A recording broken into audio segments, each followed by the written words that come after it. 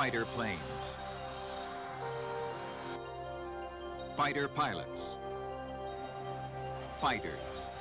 The men, the machines are dedicated to battle, to killing. No mistaking the meaning. Fighters, the men, the aircraft were created in the crucible of war. The story of fighters is the story of warriors whose skill and guts have inspired generations of pilots, whose exploits win wars, whose fighting experience pushed aircraft designers to create the technology base for world aviation. The pattern persists. Technological advances improve the performance of fighter aircraft. New tactics emerge, and they're put to the test in the thick of air combat. It is the dogfight that will determine whether specific new advances work or can be defeated. Sopwiths battling Fokkers over the trenches of France. Half a century later, F-4 Phantoms facing MiG-17s and MiG-21s in Vietnam. Each war brings with it a new mission for the fighter. But the objective has remained constant from World War I through Vietnam: to gain air superiority. As you see the history of air-to-air combat unfold, remember the immortal words of World War II German ace Adolf Galland. Words that have become a benchmark for fighter squadrons worldwide, emblazoned on plaques, displayed in ready rooms, engraved in the hearts and minds of fighter pilots. Only the spirit of attack, born in a brave heart, will bring success to any fighter aircraft, no matter how highly developed it may be.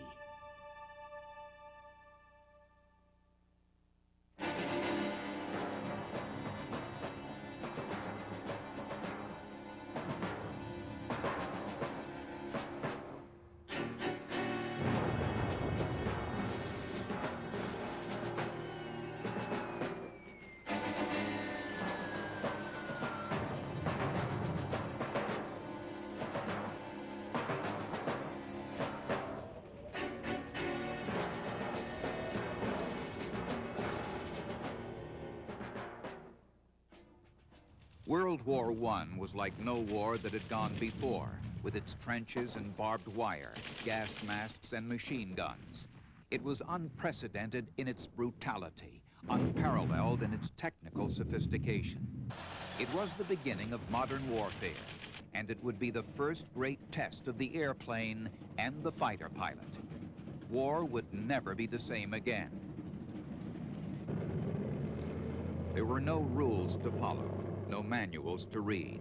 Hand, eye, and heart. Those were the tools of the early fighter pilot.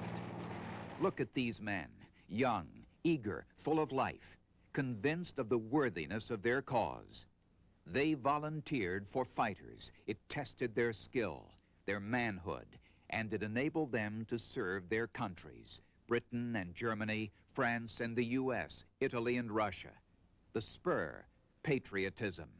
The test, skill with stick and rudder, eye on enemy and hand on trigger. American World War I ace Captain Ray Brooks was one of those first fighter pilots. When it started, and the French were the first to go up and see a German plane, what do we do about it? Nothing. What they did was to try 4 different methods to shoot something or have something happen to the pilot of that enemy plane. Well, they had darts, they had revolvers, they had blunderbusses, had rifles, and nothing worked. They were ineffective. They even tried to go above a German plane and drop something on to hit the plane itself or kill the pilot of it. Didn't work. The war's first airplanes were unarmed, used strictly for observation. But neither side would allow the other to trespass without a fight. And by mid-1915, reconnaissance planes on both sides were fitted with machine guns adapted for air combat. The air was about to become the arena of war. Ray Brooks flew the SPAD-7 and SPAD-13 in combat. what you were really doing was flying machine guns. That's all you were doing. And when you were flying machine guns against an enemy, as you all know what, was to get control of the air. With that objective, airplanes became more specialized in their roles, and scouts, agile one-seaters, soon to be known as fighters, began flying escort for the slower two-seat reconnaissance aircraft, protecting them from enemy attack. As the sky filled with aircraft armed with guns battling for air superiority, tactics emerged. Getting high was obvious. Avoid ground fire, see your enemy sooner, sweep down faster for the kill. And when you got control of the air, you could do anything. You could interdict troops, you could do trench warfare, you could do anything. You could drop bombs, you could surveillance. There was no question about it. These first fighter aircraft seemed crude, built from simple, available materials, wood and fabric, then flight tested. When they weren't right, pilots died. They died for many other reasons, too. Exhaustion, mechanical breakage, or fire. The fighters had no parachutes, no means of escape. Aircraft evolved rapidly. As the missions expanded and the kill opportunities grew, pilots asked, designers responded. Better planes, better weapons, forged into winning tactics. Result, the definitive World War I fighter, exemplified by these two great planes. The British Sopwith Camel, fighter year 1917, and the German Fokker D-7, fighter year 1918. Both were front-engine single-seaters with twin machine guns firing through the propeller using so-called interrupter gear. This development by the Dutchman Anthony Fokker put the guns directly in front of the pilot while stopping him from shooting off his own propeller. He could aim his entire aircraft at his foe, shooting so accurately that it became dogfighting's best way to make the kill. At the start of the war, airplanes were equipped with 70 horsepower engines giving speeds of less than 70 miles per hour and service ceilings of around 10,000 feet. But these soon gave way to engines of 200 horsepower with speeds of 130 plus and ceilings of 20,000 feet and higher. Early pilots carried pistols, perhaps with magazines holding up to 20 rounds, or one or two small machine guns of under 70 millimeter gauge. By war's end, machine guns on the aircraft held 2,000 rounds. By the time the U.S. got into the war in 1917, air combat tactics had been well established by veteran pilots over Europe. German ace Oswald Belke set the rules down on paper, a manual that was later issued to all German fighting units. Teamwork was crucial, as was first sight, catch the enemy off guard, dive on a blind spot, hide in the sun, or attack head-on. In head-on attacks, the first man to break off died. If neither flinched, they both died, embedded in each other's cockpits, fighters to the end. It turned out that it was a question of life and death in every way, even to the point of, as I said, trying to crash into because there was no hope of getting out of this swarm. Even the war's best aces died young. The average life expectancy of a World War I pilot was just 17 and a half operational hours. German ace Manfred von Richthofen said, "Killing is the only thing. The rest is nonsense." And kill they did. Von Richthofen, also known as the Red Baron, was Germany's most prolific ace, with 80 confirmed kills. Ernst Udet had 62, and a name easily recalled, Max Immelmann, 41 victories, who invented the maneuver of rolling off the top of the loop, a dogfighting tactic still flown today. Edward Manock, a Brit, downed at least 73 aircraft before being killed in action. Canadian William Bishop, 72 kills. Naval ace Raymond Collishaw, 60 kills, also from Canada. America's leading ace was Eddie Rickenbacker, with 26 kills. From the outset, The Allies had been taking the air war to the Germans, routinely patrolling over the lines into German territory. Ray Brooks describes one such engagement, low on fuel behind enemy lines.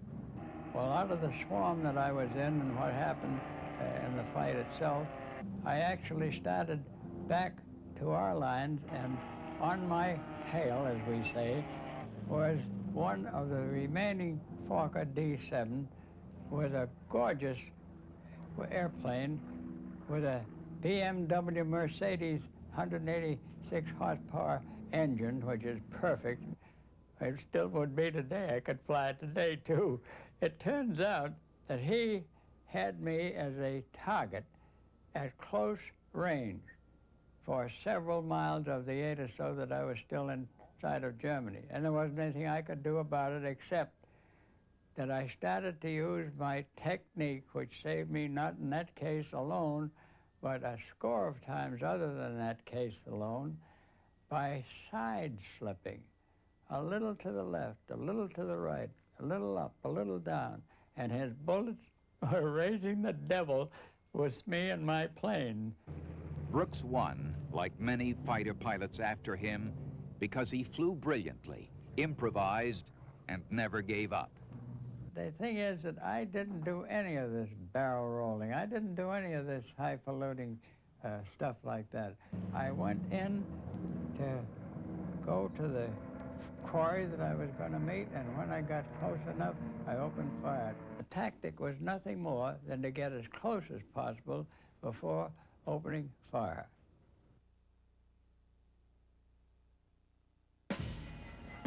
The gratitude of every home in our island, in our empire, and indeed throughout the world, except in the abodes of the guilty, goes out to the British airmen who, undaunted by odds, unwearied in their constant challenge and mortal danger, are turning the tide of the world war by their prowess and by their devotion. Never in the field of human conflict was so much owed by so many to so few. The Battle of Britain has been called the finest hour of the Royal Air Force. Inexperienced and greatly outnumbered, the young fighter pilots of the RAF held off the invading Luftwaffe and turned the tide of World War II. By the spring of 1940, the German army had blasted its way across Europe and taken France. England stood alone against them, separated only by the Channel. Invasion was imminent. But Hitler knew that success depended on air superiority. He had to control the sky over the English Channel in order to invade by sea. The war's first major air battle was about to begin, and the roles of the fighters were clearly defined. On one side, they were there to protect the bombers. On the other side, they were there to protect Britain. British ace Group Captain Peter Townsend led a group of young fighter pilots in the Battle of Britain. Most were no more than 19 or 20, with a mere 7 to 8 flight hours in their Hurricanes. But his boys were fighters. Aggressive, no doubt.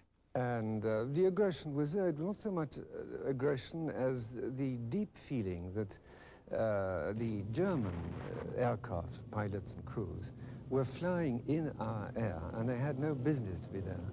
And almost from a professional point of professional pride, we were there to boot them out. Günter Roll was among the Luftwaffe's most experienced pilots, and Germany's third leading ace with 275 kills. When we crossed the Channel, we expected a very tough, motivated, and well-equipped opponent. They were as we expected. They were aggressive. They accepted a battle from every position, and it was a new feeling for us. Still, chivalry and a sense of humanity prevailed, even for these aggressive men. On the other hand, one of the first German aircraft, a Heinkel, I shot down. I learned that I'd killed 2 of the crew and very severely injured the third member of the crew, who of course was trying to kill me. He was the rear gunner. And I went off next day to the hospital where he was lying and shook his hand, and he took my hand and shook it, and it hurt so much I could hardly bear it. The Battle of Britain pitted Spitfires and Hurricanes against waves of Messerschmitt Bf-109s escorting German bombers. The role, generally speaking, of the Hurricanes was to get the bombers. And the Spitfires, while that role was not necessarily excluded, they were very often sent up to look after the escorting Messerschmitt single-seater fighters. Until World War II, fighters were mostly just heavier, faster, more powerful, and better armed biplanes of World War I concept. But Germany refined the monoplane with the Messerschmitt Bf-109. It went from 635 horsepower in the B1 model to over 1,500 in the K2. These supercharged V-12 engines were vital to high-altitude fighting, up to 40,000 feet. The 109 was faster than the Spitfire in the dive and in the climb, but restricted to escorting slow, heavily loaded bombers, its full potential often went unrealized. While the Spitfire was free to engage in high-speed fighting and interception, a significant advantage for the RAF. We gave up all our benefits from the aircraft. So we reduced the speed, sometimes we lowered flaps, and the Spitfires just waited upstairs to get us down. The Spitfire's horsepower doubled from 1,030 in the Mark I to over 2,000 in the Mark 21. As in World War I, corner velocity or turning ability was the critical dogfighting criterion, and the Spitfire consistently turned better than the 109. The Hurricane also was powered by a 1,030 horsepower engine, giving speeds of about 310 miles an hour. It was heavier and slightly slower than the Spitfire, but it too could outturn the Bf-109. The Messerschmitt was faster in the dive than the Hurricane, faster in the climb, but it was less maneuverable. And I told my boys, or the pilots in my squadron, if you get a Messerschmitt on your tail, turn and turn and turn. Don't dive, don't climb, otherwise he'll get you. And it did happen that you would keep turning. If he stayed with you, maybe in a couple of turns you would get in behind him. And too bad for him. Armament on both sides evolved from wing-mounted 30 caliber machine guns to 20mm cannons. The Bf-109 had a cannon firing through the propeller boss for added firepower.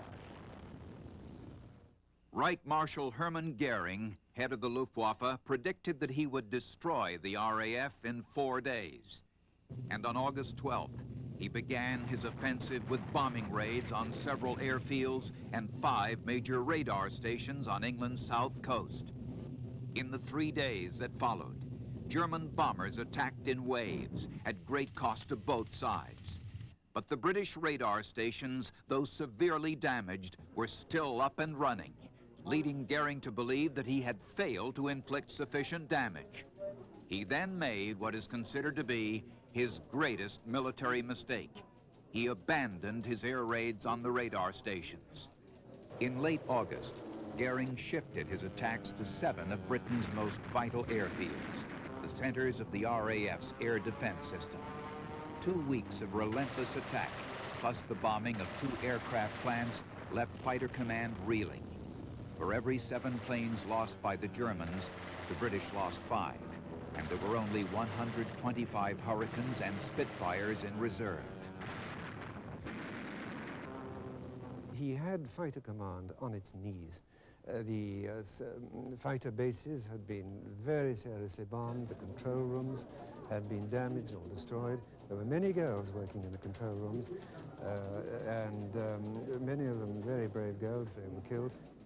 The Germans made a second mistake on September 7th, this time under Hitler's orders.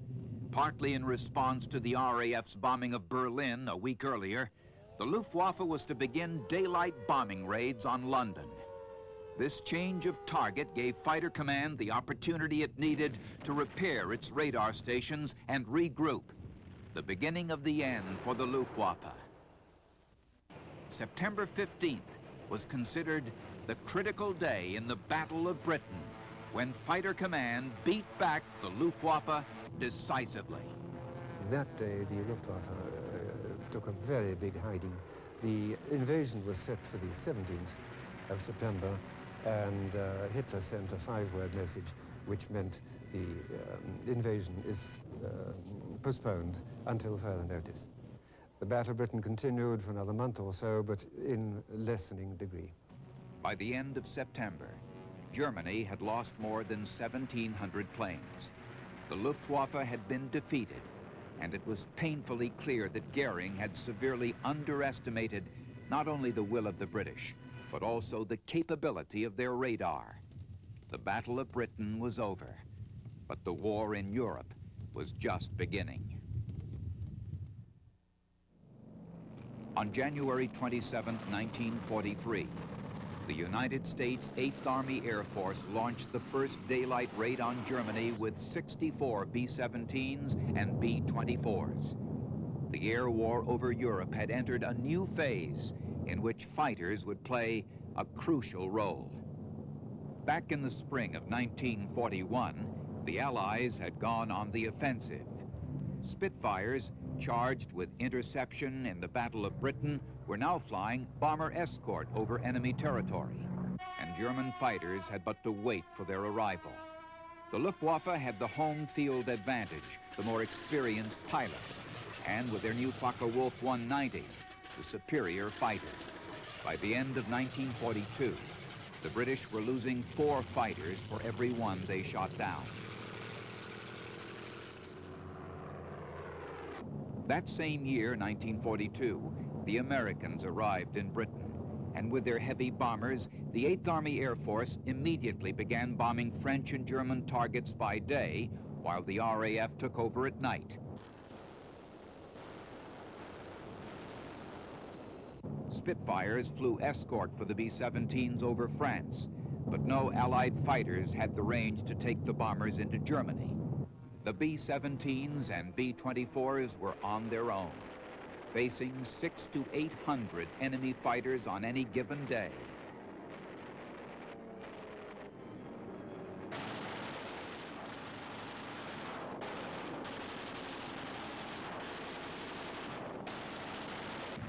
American losses were staggering.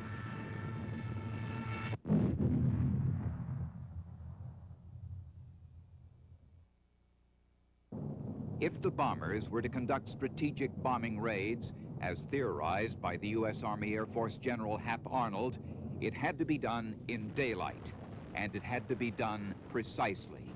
The Allies desperately needed a long-range fighter. The answer finally came in 1944. The North American P-51 Mustang. With its 2 75-gallon drop tanks, the Mustang had a range of 1,200 miles and up to 8 hours endurance, unprecedented for a fighter. Its 1,490 horsepower Rolls-Royce Merlin engine and 4 50-caliber machine guns gave the P-51 the speed, 440 miles per hour, and firepower to cope with the Bf-109s and Focke-Wulf 190s.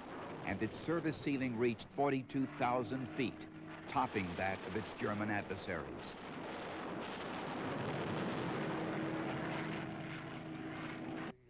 Robin Olds, retired brigadier general, flew the P-51 near the end of the war. He vividly recalls the horror of the air war over Germany, where young men died by the thousands. Well, I got my squadron, as many of us as could, in amongst the Germans. So there were 10 Focke-Wulf 190s in front of me, me, 10 right behind me, my wingman, 10 more. It was very exciting. But it was a devastating thing to watch because these pilots each picked a target as they came down. And when they opened fire, B-17s just fell out of the sky like shrapnel, like rain. And they knocked down 52 B-17s in a space of about 3 minutes. It was awesome. It was horrifying. We, of course, followed the 190s as they split us the way, got into a scrap with them below the scene of the engagement. And during that fight, you spent more time avoiding falling engines, bodies, wings, pieces of aircraft, flaming balls, loose bombs, the debris raining down were just unimaginable. The carnage continued. But with the P-51 operational, the Allies now had the superior fighter and the tactical advantage. But the BF-109 and FW-190 were tough opponents, requiring common sense tactics. If I've just been bounced, if he's coming in at me and I didn't see him approaching, I'm in deep, deep trouble. And your main idea there is not to be a dead hero, but a live pilot for the next day. So you do everything in your power to avoid getting killed. You could die, twist, turn, decelerate, accelerate. I mean, the old piston jobs was, you couldn't do that. But remember, altitude is an advantage, speed is an advantage, eyesight, seeing first is an advantage. And then you did whatever was necessary. I mean, yes, there were maneuvers, you call it ACM, and they formalize it now to a point where the youngsters today think it's going to be a set piece. Believe me, I was never in any two fights that were the same, ever. Each one called for a different application of aggressiveness or terror, depending upon who was in front of or behind whom. Terror was the motivation on the day Olds found himself being pursued by a BF-109. Olds was in a Lockheed P-38, which was the first fighter he flew upon his arrival in Europe in May of 1944. And so I headed for home, some 450 miles away, to only feel my aircraft shudder, and I looked over my shoulder, and there was a 109 behind me shooting. Well, naturally, instinctively, I booted rudder and pulled hard on the control yoke, and nothing happened because my canopy had gone in the dive, and it disrupted the airflow over the elevators in the P-38. So when I hauled back on the stick, or the yoke it was, my elevator stalled, and the airplane just kind of went sideways in the air and shuddered, which made the 109 overshoot. It was a good maneuver, you know, just like I invented it. He overshot, so I rolled my wings level, and there he was in front of me, and I pulled the trigger again, and he was number 3 that day. That was a memorable fight. After the D-Day invasion, June 6, 1944, Allied fighters had yet another threat to counter, the V-1 buzz bomb, Hitler's vengeance weapon. Launched from France, the flying bombs rained over the Channel onto England. They were generally inaccurate, and the random destruction made the V-1 even more terrifying. But the combination of flak guns, barrage balloons, and fighter aircraft was usually successful in knocking them down.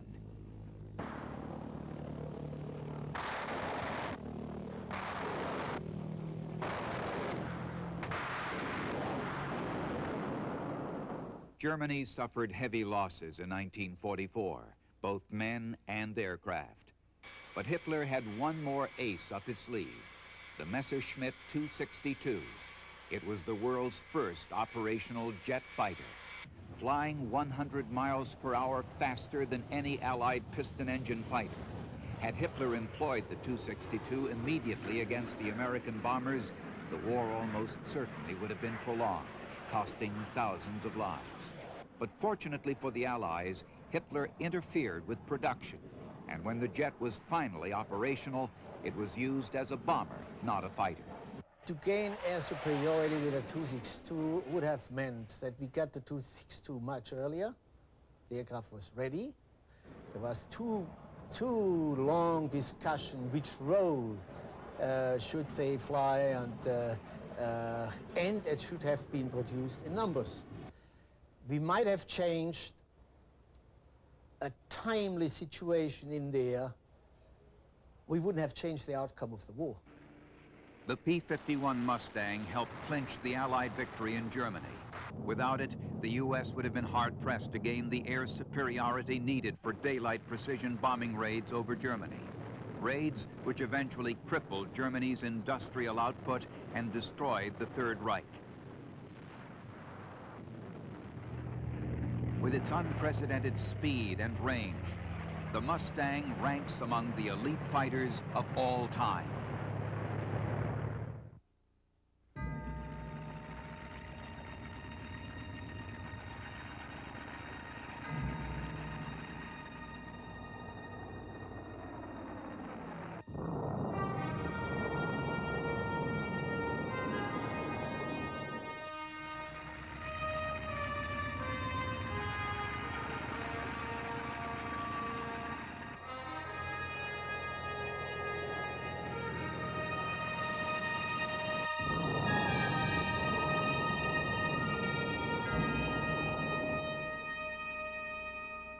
Europe was only part of the global battle. On December 7th, 1941, Japanese bombers taking off from aircraft carriers 200 miles north of Hawaii bombed Pearl Harbor, and World War II spread to the Pacific. The United States declared war on Japan, and 4 days later, Germany declared war on the U.S. Immediately after Pearl Harbor, the Japanese invaded the Philippines as part of a larger plan to build an impenetrable wall around Japan. It was clear that the U.S. would have to battle the enemy island by island. The vast expanse of the ocean and the great distances between island targets would make aircraft carriers essential for success in the Pacific theater. They would serve as mobile bases, supplying vital air cover for naval vessels and invading ground forces. For the fighter, the Pacific would bring a new task, protecting the carrier and the fleet from enemy attack. But at the start of the war, that was a tall order. American fighter pilots in their Grumman F-4F Wildcats faced veteran Japanese pilots flying a far superior fighter, the Mitsubishi Zero. The Zeke, as it came to be called, could outturn and outclimb any of its adversaries. And with drop tanks, it had a range of 1,930 miles compared to the Wildcat's 845 miles. Zeke Cormier, retired Navy captain, flew the Wildcat in the Atlantic before being transferred to the Pacific Theater, where he became an ace in the Wildcat's successor, the Grumman Hellcat. In the early days, the Wildcat was not really a match for the Zero. The only thing that saved the Wildcat in its role was that it had survivability, and it brought its pilots back. But in shooting down or countering the Zero, it really wasn't the aircraft for it. In May of 1942, the Battle of Coral Sea was joined. It was the first all-carrier battle, and the first in which the warships on both sides never exchanged fire. Indeed, did not even come within sight of each other.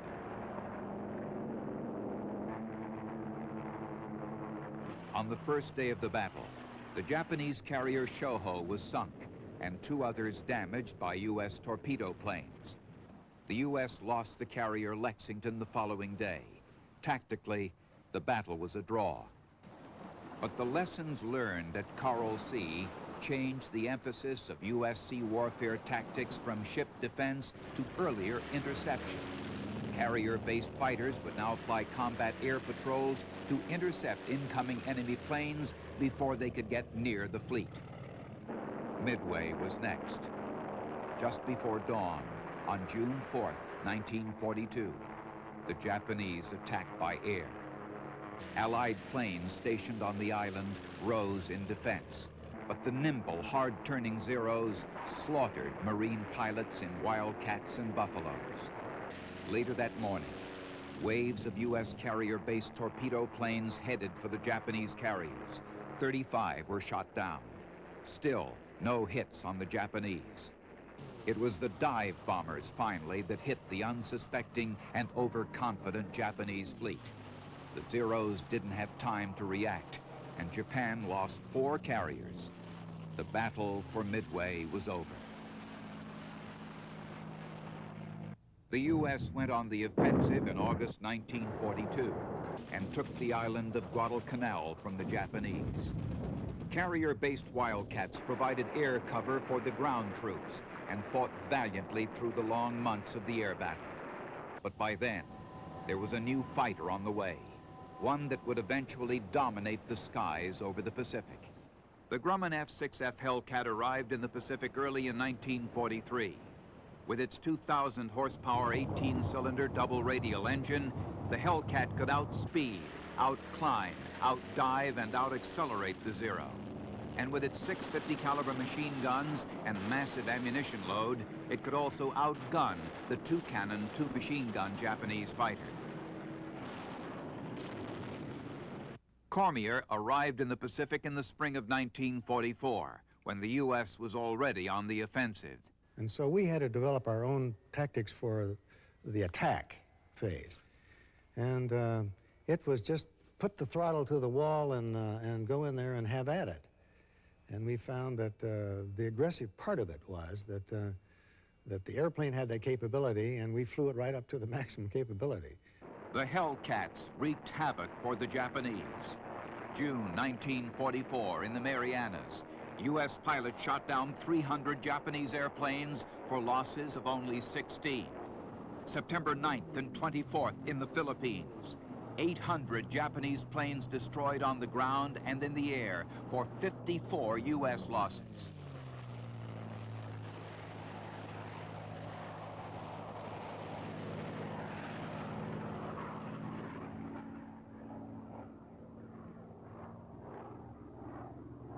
By the end of 1944, the Japanese had resorted to tactics of desperation. The battle that I remember was off Formosa, and was at a time when the kamikaze was the principal weapon that the Japanese were using to counter the carrier task force. And the ship that I was aboard, there was the Ticonderoga, and we took 2 kamikaze hits. And it was a time when most of the pilots were on board. We hadn't launched the noon attack phase of it, the ray that we were planned to use. And the kamikaze dove into the flight deck. Well, then it wasn't a one-on-one situation anymore. It was, these bastards are trying to kill my ship. So then it became a team effort. And as a matter of fact, some of the, we killed a lot of people and wounded many more. And on the port side of the ship was a 20-millimeter gun mount. And the poor sailors that were on their way to that station were either killed or wounded in some way. And so the pilots who were available manned the station. And it was a 15-minute checkout on how to man the guns, how to load the guns and fire them. And then we became part of the team that was the ship's team, not the aircraft team. Carriers were often the targets for the Japanese suicide attacks. But even the kamikazes could not keep the U.S. fleet from pressing on toward Japan. Zeke Cormier puts the aircraft carrier into perspective.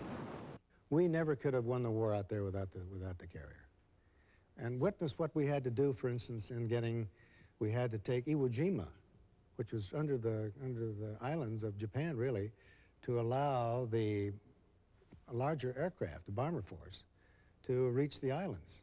We made a raid on the home islands from the carrier force in February of 1945, 100 miles off the coast.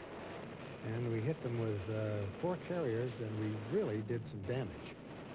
Control of the skies over the Pacific, made possible in large part by the aircraft carriers and the fighter aircraft aboard, gave the U.S. the base it needed on the island of Tinian to launch the B-29s that on August 6th and 9th, 1945, would drop atomic bombs on Hiroshima and Nagasaki, the final air raids on Japan that would end the war.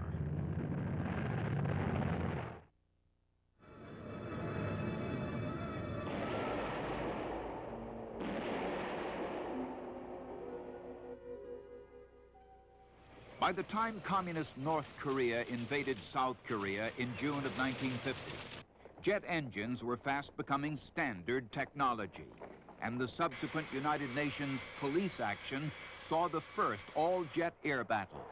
The greater speeds and higher altitudes necessitated a rethinking of tactics and training, but the role of the fighters remained essentially the same. They escorted the bombers and swept the skies of enemy fighters. By November of 1950, Chinese troops had crossed the Yalu River and entered the conflict in support of North Korea. they brought with them Soviet-built MiG-15 jet fighters. The Lockheed F-80, America's first operational jet fighter, was straight-winged and low on power, no match for the MiG-15. Even though the F-80 shot down a MiG-15 first, it was not until the swept-wing North American F-86 Sabre arrived in Korea that the Allies gained air superiority. The MiG-15 had a better rate of climb, a higher service ceiling, and heavier armament than the Sabre. It was also faster. But the F-86 pilots were better trained, and ultimately it was their skill and experience that won the air war. American Boots Blessé flew both the F-80 and the F-86 in Korea. At retirement, he had reached the rank of Major General, United States Air Force. The MiG-15 had a better turn radius than the F-86. It was just plain better down below 25,000 feet, and above 25,000, it was over twice the rate. So you had to be careful what you did, and you had to know who you were flying against, that is, what kind of airplane. If it was a MiG-15 and you were turning with him, if you were around 30,000 feet, whatever you were going to do, you better do it in a hurry, because in a couple of turns, that guy's going to go all the way around, and he would know that you're never going to out-turn him up there. Also, the climb rate. He had a very high rate of climb compared to the F-86. That was another thing we had to be careful of. The one thing that was good, he didn't have as good a pressurization system. And when he rolled that MiG-15 over 35,000 feet, if you got behind him up there, and he rolled it over trying to get away and get some airspeed, when he got down around 20,000, 17 to 20,000, the canopy pressurization system wouldn't keep the fog off his windshield. He'd fog off completely up and he'd be on instruments. So if you could follow him down, you knew he wasn't going to be able to see you. And that was a real plus there. Blessé used his experience in Korea to write No Guts, No Glory, a book that would establish many of the most important tactical rules for jet fighters. The basic idea behind No Guts, No Glory was a simple one. It was, in fact, to instruct the wingman, the element leader, and later when he becomes a flight leader, so that they would have some idea as to what they were getting into. At the much higher closing speeds of jet aircraft, a problem arose that fighter pilots had not had to face before. The visual identification became a real problem because the aircraft traveled so rapidly that the speeds were up, and when you were coming head on at somebody else, by the time you could barely recognize him as a spot in the sky, you could count to about 1001, 1002, 1003, and you had to turn around and look at him going the other way. And that wasn't very much time to identify, to fire, get yourself in position and fire at him. But the jet's speed and its ability to sustain G-forces pushed pilots to the very limit of their skills and physical abilities. Everything happened much faster in machines many times more complex than the ones that had gone before. Three factors prevailed. The realization that corner velocity was the key to kills, that training made aces, and that hand, eye, and heart were still the basic qualities of the fighter pilot. Second by second in the cockpit, Boots Blessé takes us into the fighter pilot's world. He turned into me, and when I saw him, I started cutting him off in the turn, and then I saw his wing drop, and he turned into me, and that was something I'll never forget as long as I live. I could feel the hair stand up on the back of my neck, and it was just the thought. When I saw his wing drop, I knew he saw me, and I saw him, and one of the two of us wasn't going home, and that was something that training never gave me that. And we got into it, and he crossed at a rather high angle, and I traded my altitude, my airspeed, I mean, for altitude, and dropped in, and he made a mistake then, reversed his turn, and I dropped in behind him and shot him down. F-86 squadrons regularly flew patrols over the airspace just south of the Yalu River, known as MiG Alley. These were meant to keep the attacking MiGs from flying into China for safe cover. The Sabres were almost always outnumbered, but their tactics were far superior. Eventually, the MiGs simply refused combat, instead flying at altitudes above the Sabres' range, until the high-flying F-86F arrived. Then it was no contest. By 1953, the UN forces had gained air superiority over Korea, and on July 27th, the war was over. The F-86 had downed 792 MiGs for total losses in air combat of 78. a 10-to-1 advantage.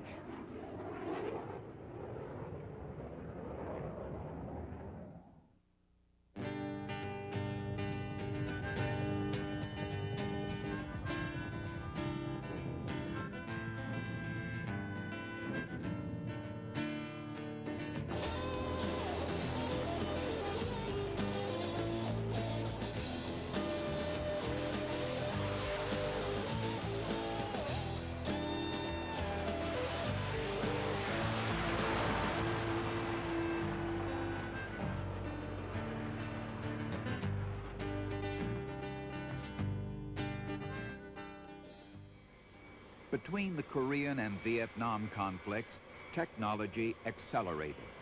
New and more powerful engines, airframes, and weapons came along.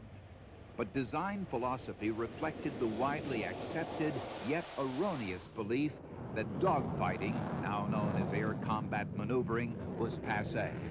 Supersonic fighters would engage targets acquired by radar at long range with air-to-air missiles, not with guns. So the greatest post-Korea fighter, the McDonnell Douglas F-4 Phantom, flown by the Air Force, Navy, and Marines, came without a gun. It carried radar-guided Sparrow missiles for all-around attack, heat-seeking sidewinders for attacks from the rear, and a powerful radar to detect enemy aircraft at long range. The Phantom was a fighter bomber, flying both strike missions and MiG combat air patrols. In South Vietnam, strikes were generally carried out against Viet Cong supply routes. In the north, the targets were those things vital to North Vietnam's war effort, such as airfields, fuel reserves, power plants, and supply depots. Strikes were particularly heavy around Hanoi and Haiphong, which was home to all but one North Vietnamese MiG base. As a fighter, the F-4 flew combat air patrols in support of the bombers. But the Phantom rarely performed just one mission. Loaded with both bombs and missiles, it could, and often did, use its bombs to clear the way for the strike force, then engage enemy fighters with its missiles.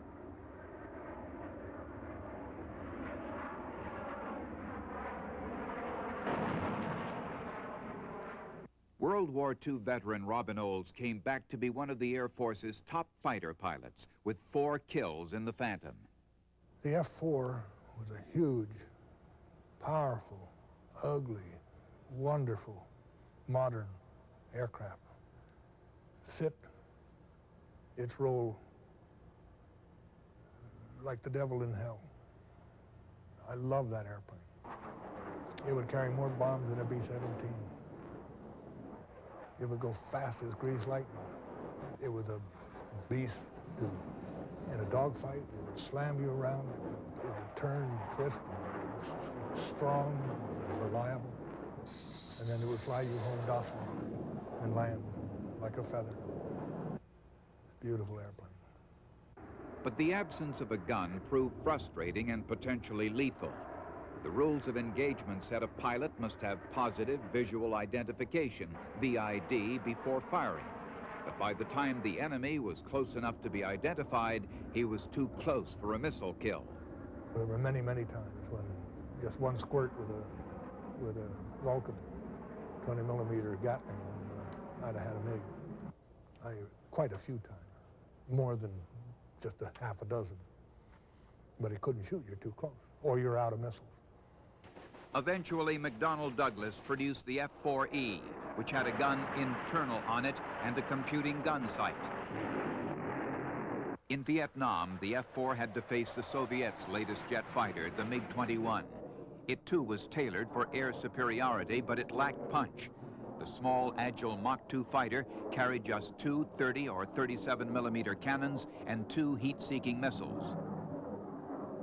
Colonel Steve Ritchie is the U.S. Air Force's only pilot ace since the Korean conflict, and the only American pilot in history to have downed 5 MiG-21s. We had a lower, actually a higher wing loading than the MiG, which meant they turned tighter than we, and that's pretty important in an air battle. We had more power, better speed and acceleration, particularly at low altitude, and much better weapons. a much better overall weapon system than our adversary. In the air-to-air arena in 1972, we generally faced the MiG-21 deep into the heartland of North Vietnam, while the Navy generally was against the MiG-17 and the MiG-19 along the coast. The 17s and the 19s were generally more willing to get into a close-in type situation, while the MiG-21 tactic, by and large, was to hit and run. They like to take off, stay low, go high, sneak up behind a supersonic, fire their ATOL heat-seeking missile, and dive away. This MiG tactic made missiles all the more important because when fighting against hit-and-run tactics, it's nearly impossible to get within gun range. Therefore, we selected the Sparrow because of its range and maneuvering capability. There's actually a no-escape zone.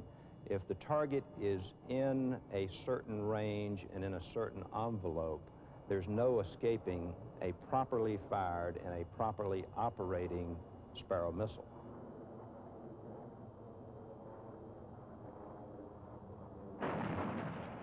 Ritchie used the Sparrow on July 8, 1972, when he downed 2 MiGs in 1 minute and 29 seconds. I fired the missile the first time at about 4,000 feet and about 40 degrees angle off, which is approaching the minimum range capability for the missile. The MiG was in a hard right turn. The first missile went through the center of the fuselage of the MiG, and the second missile went through the fireball. 2 perfect missiles under minimum range conditions. On the second MiG, I fired actually inside of minimum range.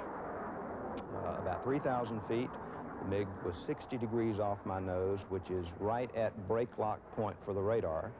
The target was way over to the right. I felt surely out of the envelope. And I began to talk to the missile a little bit because it looked like to me it was not guiding. And I'm suggesting that it come hard right, and all of a sudden it did. The missile has the capability to pull 35 to 40 Gs, which is hard to realize, but it does. It all of a sudden made what appeared to be a 90-degree right turn, splashed the MiG dead center in the fuselage. Robin Olds made his hit with a Sidewinder missile. I noticed a MiG down right on the deck in the center of this melee doing a figure 8. He's just turning to go to his base, and between him and his base was a small row of low hills. And he saw me, but I'm behind him. So what's he going to do? If he pulled up to go over those hills, I'm going to plug him with a Sidewinder. If he didn't pull up, he's going to run into the hills. I mean, he was between a rock and a hard place. He chose the hard place. When he came up this little valley, here was the ridge in front of him. He pulled up over it, and just as I got daylight from my Sidewinder, I let it go, and it went right up his tailpipe. Vietnam was the most sophisticated combat arena Americans had ever flown in, due to what Steve Ritchie called a triple threat. In Vietnam, for the first time in history, we faced a triple threat, a threat that we'd never faced before. The heavy anti-aircraft artillery, the MiG airplanes, and particularly in the Hanoi area, the MiG-21, which was the latest version MiG that we had flown against, and then the new entry into the combat arena, the surface-to-air missile. To avoid the surface-to-air missile, or SAM, U.S. pilots constantly had to be on the alert. The best defense was to see the SAM launch, then outmaneuver it, a tactic that usually proved successful. Strike missions over Vietnam far outnumbered ACM encounters. Olds recalls a low-level strike that took him to the blast furnaces at a steel mill northwest of Hanoi. I still get excited when I tell you about this. I've seen a lot of flak. I had never seen anything like that. It was a low overcast, it was very, very humid. Each bullet left its own little contrail. There were 85 millimeters, 37 millimeters, 20s, and smaller, all splashing around us in those rice paddies. The tracers coming at us were not in streams or individual bullets. It was a virtual curtain of orange in your face. I have vivid, vivid memories of that, and wondering if any one of the three of us would ever make it to the target. Olds took 5 hits that day, one that exploded his fuel tank, but the Phantom got him to the target and back home again. The F-4 was the best fighter of its time, but its one drawback was poor rear visibility. To see what was going on behind them, fighter pilots had to relearn some old tactics. We found early on that we were losing a lot of airplanes from MiGs coming up behind us in our 6 o'clock in our blind spot. And we had to relearn the lessons of, for instance, weaving. If we were going any distance from A to B in the hostile MiG threat area, then we finally learned that we had to weave to help each other cover our 6 o'clock. In Vietnam, U.S. fighters faced MiGs, tactical fighters, not strategic bombers. The prevailing wisdom had been wrong. Dogfighting was not passé, but U.S. pilots by now were rusty in ACM, and the results were depressing. Korea's 10-to-1 exchange ratio fell to 4-to-1, the equivalent of defeat. Navy pilot Captain Rick Ludwig flew more than 275 Phantom missions in Vietnam, and from August 1986 to February 1988, he was commander of Top Gun, the Navy Fighter Weapons School. About mid-stage through Vietnam in about 1968, they did a study that came out as the ALT report, and that study identified numerous deficiencies that we were experiencing that time. We were not doing dissimilar air combat maneuvering against threat representative targets. We were using weapon systems that were procured as interceptor type weapons, where it's going to go up and shoot down a long-range bomber that does not have a lot of maneuverability. We weren't training our people properly.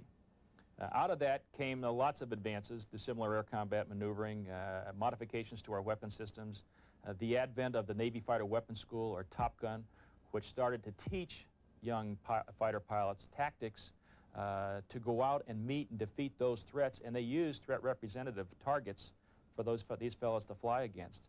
And as a result, these graduates went back to the Vietnam arena, and in 1972, our kill ratio rose up to almost 13-to-1. At the war's end, the U.S. had shot down 192 MiGs, of which 145 were claimed by the F-4 Phantoms of the Air Force, Navy, and Marines. U.S. losses were 76 fighters. The Air Force Tactical Fighter Training Group, also known as Red Flag, and the Navy Fighter Weapons School were established with the goal of training pilots as they will have to fight. Tactics and training, therefore, cannot be separated from aircraft technology. Technology of both the U.S. and its adversaries. The tactics that we employ in air combat maneuvering are directly related to what the performance capability of that aircraft is and where technology takes that aircraft. They're also driven by what we perceive the threat is and what the threat's capabilities are. Throughout the history of fighter aircraft, technological advancements have consistently been based on need. The need to go higher and faster, to have bigger, more powerful weapons, to outmaneuver the enemy, to gain air superiority. It is, and always has been, the threat that drives technology. The threats we face today would be unimaginable to the men who battled over the trenches of France so many years ago. And the technology of flight has advanced beyond their wildest dreams. But the role of the fighter remains, as Ray Brooks explained it. Get control of the air. And when you got control of the air, you could do anything.